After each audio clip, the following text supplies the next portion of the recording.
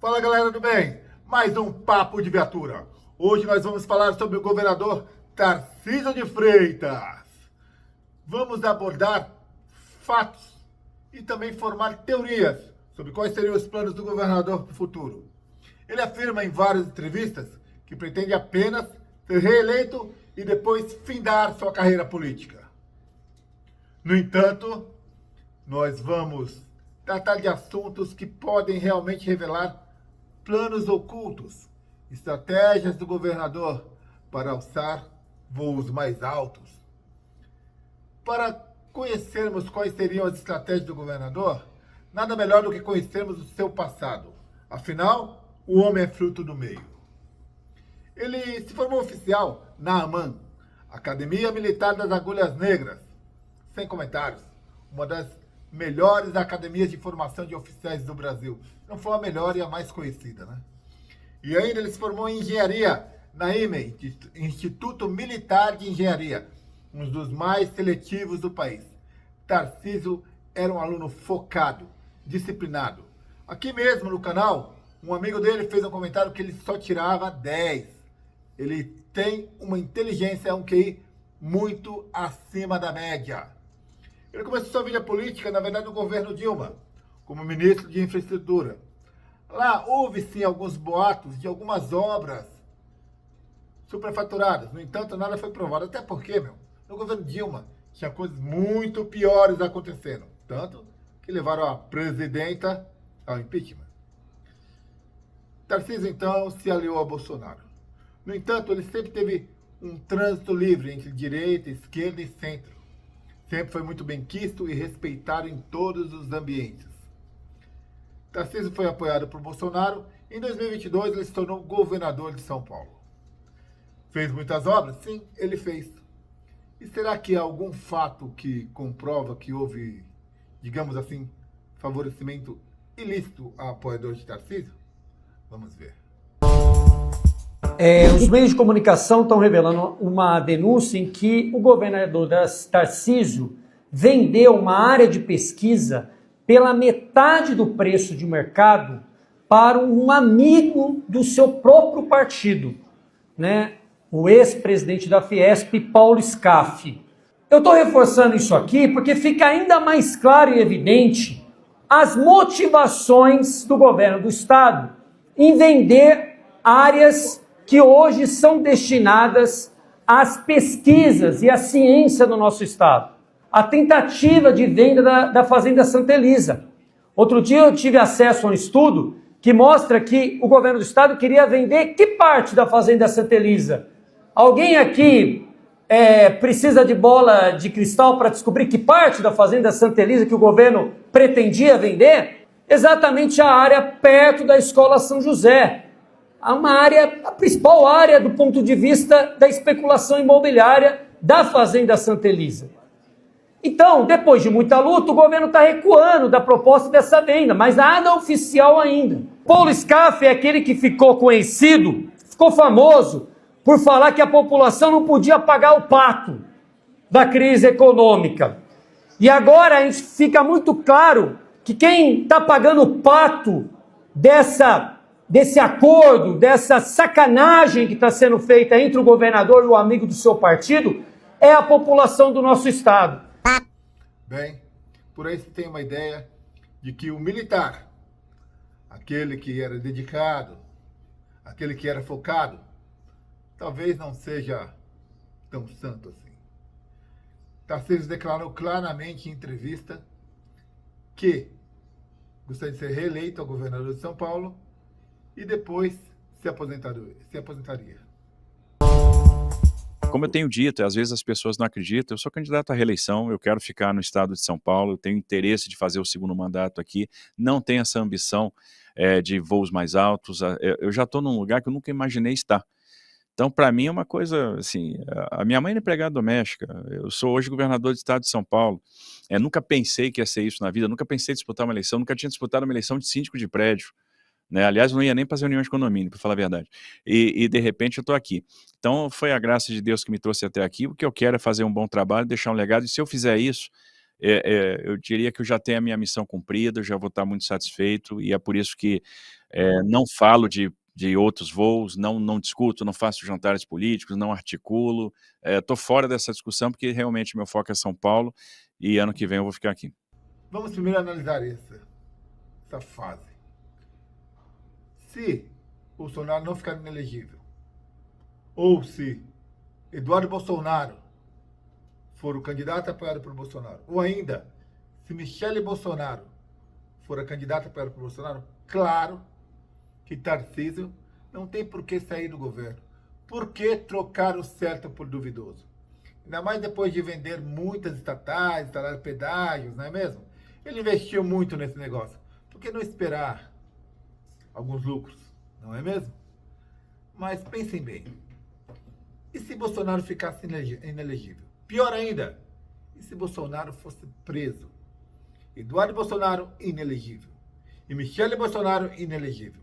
Praticamente, um cavalo encilhado passaria pelo governo dos bandeirantes. E por que Tarcísio não montaria nele? Será que o centro apoia isso? Tarcísio, numa projeção a possibilidade de segundo mandato, Tarcísio é amplo favorito, tem um favoritismo mais do que destacado, uma possibilidade de disputa ao governo de São Paulo. Mas o seu nome tem sido falado cada vez mais em âmbito nacional.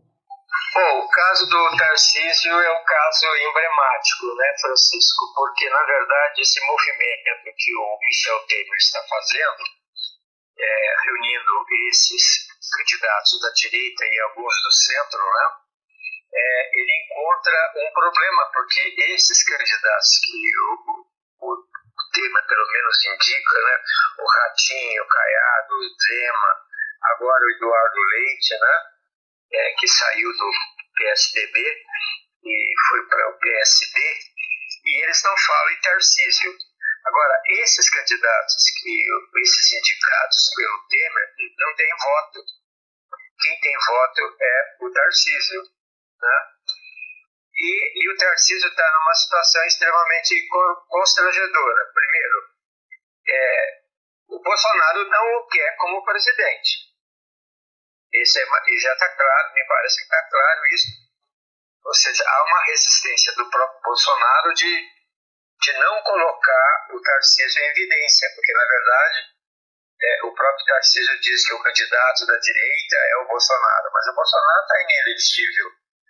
O Bolsonaro agora está falando, né, da família, agora a Michele. O Tarcísio acabou de dizer que direita sem Bolsonaro não existe. O que eu vejo são outros possíveis candidatos numa linha que é o direito deles, cada partido discuta a sua proposta. Agora temos a liderança, que é o Michel Temer, que está tratando de unir a direita, né? Sem o Bolsonaro e sem os radicais, a palavra dele, tem todo o direito de falar o que bem entender. Agora, o Tarcísio, o que ele tem falado publicamente? Sou candidato à reeleição. Tenho uma dívida de gratidão com o Bolsonaro. Eu tenho com o Tarcísio também. Ele foi um excepcional ministro, um gestor fenomenal, tá? Que enfrenta seus problemas, que não teve a vivência que eu tive de 28 anos de parlamento. Ele tinha 3 anos de concursado para a Câmara. Fez a Academia Militar em Resende, fez um IME e fez um concurso para a Câmara. 2 vagas do Brasil, ele foi aprovado. Ele não tem essa experiência política. E não é fácil a experiência política, porque, por vezes, você tem que engolir sapo pela foceta lacrimal. O Tarcísio está aprendendo isso aí. E o STF? Tarcísio tem algum contato no STF? Pois é. Ele esteve no famoso evento que foi popularmente chamado de Gilmar Palusa. Isso mesmo. Tarcísio estava lá. Veja as declarações dele. Em Lisboa, o governador de São Paulo, Tarcísio de Freitas, participou de evento organizado pelo ministro do Supremo Tribunal Federal, Gilmar Mendes. Durante o discurso, Tarcísio descartou grandes riscos à democracia brasileira e defendeu a necessidade de uma reforma política no país. O Fórum Jurídico de Lisboa é promovido pelo Instituto Brasileiro de Direito Público, do qual o ministro Gilmar Mendes é sócio fundador. Outros nomes, como o vice-presidente Geraldo Alckmin, do PSB, 9 ministros do governo Lula, os presidentes do Senado, Rodrigo Pacheco, do PSD, e da Câmara, Arthur Lira, do PP, e o ex-presidente Michel Temer, do MDB, também estão na agenda do evento. Ao participar do mesmo painel, junto com o ministro da Justiça e Segurança Pública, Flávio Dino, do PSB, o governador paulista Tarcísio de Freitas, do Republicanos, afirmou que o Estado democrático de direito brasileiro é forte e não corre grandes riscos. Porém, criticou a judicialização da política no país. Nós precisamos fazer uma reforma política para que a gente tenha uma representação mais orgânica, mais pura, mais plena, onde o cidadão se sinta de fato representado. Discutir temas como, por exemplo, o voto distrital misto é fundamental. E chamou a atenção para a necessidade do Estado de promover segurança jurídica, com o objetivo de atrair investimentos privados. A preservação, a qualidade dos marcos regulatórios. Eu acredito muito que sem segurança jurídica a gente é incapaz de induzir, de ativar o mercado, de trazer investimentos, de fazer a diferença. Hoje nós somos extremamente dependentes do capital privado, extremamente. Quero destacar aqui o fato dele ter declarado que não havia riscos sérios à democracia brasileira. Você concorda com ele? Pense bem, por que motivo Tarcísio, em meio a todos esses escândalos que dizem ter ocorrido devido à extrema-direita, por que ele nunca foi citado em nenhum inquérito? Por que quando ele deu esse depoimento defendendo Bolsonaro? O governador de São Paulo, Tarcísio de Freitas, negou hoje que o ex-presidente Jair Bolsonaro tenha tratado de uma tentativa de golpe depois das eleições de 2022. Ele prestou depoimento hoje ao Supremo como uma das testemunhas de defesa do ex-presidente. Tarcísio de Freitas foi ouvido como testemunha na ação em que Jair Bolsonaro é réu no Supremo Tribunal Federal por uma suposta tentativa de golpe. Por meio de videoconferência, o governador, que foi ministro da Infraestrutura do governo Bolsonaro, disse que, após as eleições de 2022, esteve com o então presidente e, nas visitas, ele jamais tocou no assunto e não mencionou qualquer tipo de ruptura. Tarcísio também declarou que encontrou um presidente triste e resignado e que uma tentativa de golpe nunca veio à pauta. Por que motivo ele não foi arguido? Por que ele não foi colocado no inquérito, depois de contrapor frontalmente o STF? Porque todos estão, digamos assim, apoiando o Tarcísio. Que interessante. Michel Temer, já com seus 85 anos, e declarando que não quer mais ter cargo público, apoia uma frente ampla de todos do centro-direita, só que sem Bolsonaro e onde o candidato seria Tarcísio. O mesmo Michel Temer que indicou Alexandre de Moraes ao STF. Vocês conseguem entender que pode haver aí algo maior, saindo do espectro policial, educação, saúde, onde Tarcísio tem, digamos assim, nos decepcionado? Vocês conseguem entender que talvez ele esteja pensando em voos mais altos? Veja que ele não declarou nenhuma vez que seria candidato, o que é muito bom e muito estratégico da parte dele. Porque, segundo o livro, As 48 Leis do Poder, você nunca deve dizer o que você realmente quer, até que seja inevitável alcançar o seu objetivo. Como diria um amigo meu, Cabo PM Osvaldo, nunca fale. É exatamente o que Tarcísio faz. Ele é inteligente, ele é estratégico, é também dissimulado e também manipulador. Basta ver como ele utilizou o tema segurança pública para ficar bem logo nos 100 primeiros dias de governador, praticamente garantindo a sua reeleição. É difícil aqui dizer se Tarcísio fará um governo melhor em São Paulo, ou se essa estratégia, caso dê certo, ele fará um governo melhor no Brasil. Mas pensem bem. Digamos que em 2026, centro-direita apoiem totalmente Tarcísio. A esquerda, uma grande parte, apoie Lula ou o candidato por ele indicado. E alguns pequenos partidos de esquerda lancem seus candidatos próprios. Até porque eles sabem que vão perder, mas poderão, com sua pequena margem de votos, pedir ali um carguinho no governo caso a esquerda venha. Ou talvez se debandear para a direita e pedir um cargo depois. Direita que eu falo é centro-direita, tá, gente? Mas imaginem, uma eleição entre Tarcísio e Lula. Nesses termos que eu aqui coloquei, quem vocês acham que venceriam? E talvez em primeiro turno? Tarcísio. Mas para isso, como eu disse, teria que Bolsonaro estar inelegível, Eduardo Bolsonaro estar inelegível e Michele Bolsonaro estar inelegível. Agora vamos imaginar um plano maior? Bolsonaro inelegível e preso. Eduardo Bolsonaro inelegível. Michele Bolsonaro inelegível. O centro chega para Bolsonaro e fala, ó, você aí da prisão apoia o Tarcísio, que sempre foi leal a você. Nós apoiamos o Tarcísio e quando ele se eleger, ele te dá anistia. Qual seria a escolha de Bolsonaro? Ele permaneceria preso ou apoiaria alguém que foi a ele leal praticamente todo o governo de São Paulo? Inclusive, depondo a seu favor no STF. A resposta é óbvia. Portanto, na minha opinião, existe grande probabilidade do governador que decepcionou São Paulo ser eleito presidente do Brasil. Aí fica a pergunta. Tarcísio decepcionará o Brasil? Ou ele, como grande estrategista, se virará contra o sistema? Exatamente como Bukele fez em El Salvador. Afinal, ele é um oficial das Forças Armadas. Ele é um guerreiro, quer queira, quer não. E também é cristão. Quais serão os planos que se passam no coração do governador Tarcísio de Freitas?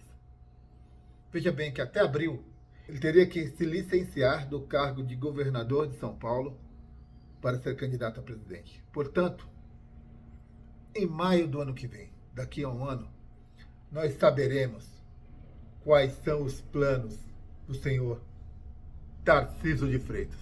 Até lá, qualquer coisa é apenas conjectura. Seu governo em São Paulo? Bem, se ele quiser a reeleição, é fácil. Vamos ser sinceros.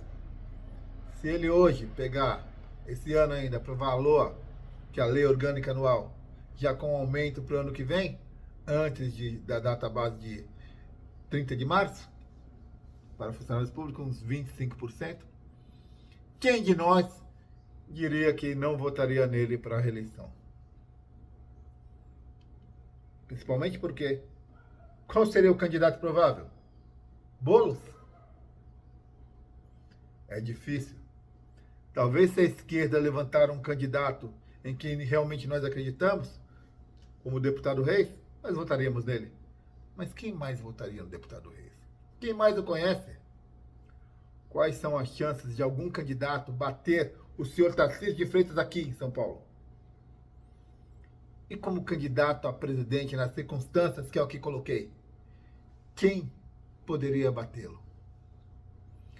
Tarcísio realmente está usando a arte da guerra, os argumentos do livro O Príncipe e ainda somado as 48 leis do poder. Basta ver a maneira que ele trafega entre direita e esquerda, passando e parando com pausas e com sorrisos pelo centro. Tarcísio é um candidato forte, que pode levar novamente o centro ao poder. Mas e aí? Se isso acontecer, o que será do povo? Infelizmente, nós teremos que esperar mais alguns meses, quase um ano, para descobrir se ele é candidato. E um pouco mais de um ano, talvez 2, para descobrir que tipo de presidente ele será. Porque, infelizmente, como governador, se ele repetir esse governo, nós sabemos que serão vendas, obras e descaso com o funcionalismo público, com a segurança, com a saúde, com a educação? Ou será que não? Não dá aqui para afirmar alguma coisa? Porque as probabilidades são amplas, tudo pode acontecer. Nós não sabemos o que realmente passa no coração de Tarcísio, se ele é uma marionete do sistema, principalmente do centro, ou se ele está apenas utilizando o centro para chegar aonde ele quer. E quem sabe dar uma virada por vez. Eu gosto de pensar e de sonhar que Tarcísio faria como Bukele. Bukele fez isso. Deixou o centro imaginar que ele era só uma marionete. Quando chegou lá, deu a cartada final. Eu gosto de pensar nisso. Gosto de pensar que no coração cristão de Tarcísio existe coragem e sabedoria suficiente para virar de uma vez por todas esse jogo político. Limpar um pouco dessa lama. Lavar a alma do povo. É bom pensar assim. É bom sonhar. Bem, eu peço a você que, se gostou do conteúdo, aperta aí o dedinho do like, se inscreve no canal, comenta para seus amigos. Não se esqueça de verificar os links aqui na descrição, hein? E no comentário fixado. Tá lá, tem Magazine Luiza, para você que quer comprar um eletrodoméstico. Tem ainda lá o livro, um curso de escatologia, que vai abrir sua mente, independente da sua religião. Viu? É importantíssimo você aprender mais sobre geopolítica internacional. Lá também tem uma maneira, um combo 4-1, que vai te ensinar a ganhar uma renda extra. Não é nada de você ficar lá milionário, usando o celular 10 minutos por dia. Não. Não é uma coisa pé no chão. Que você vai ganhar uma graninha. Entendeu? Se colocar colocar tudo que você aprender lá, na prática, com dedicação, você vai ganhar uma graninha. E ainda tem, claro, né? Tem o nosso livro Alquimia das Ervas. Por que tem esse livro? Na verdade, um curso. Por quê? Porque ele vai melhorar a sua saúde, sua qualidade de vida. Prosperidade tem que estar em 3 bases fortes: finanças, conhecimento e qualidade de vida. E é isso que eu desejo para vocês. Muito obrigado, senhores. Este foi mais um Papo de Viatura. Fui!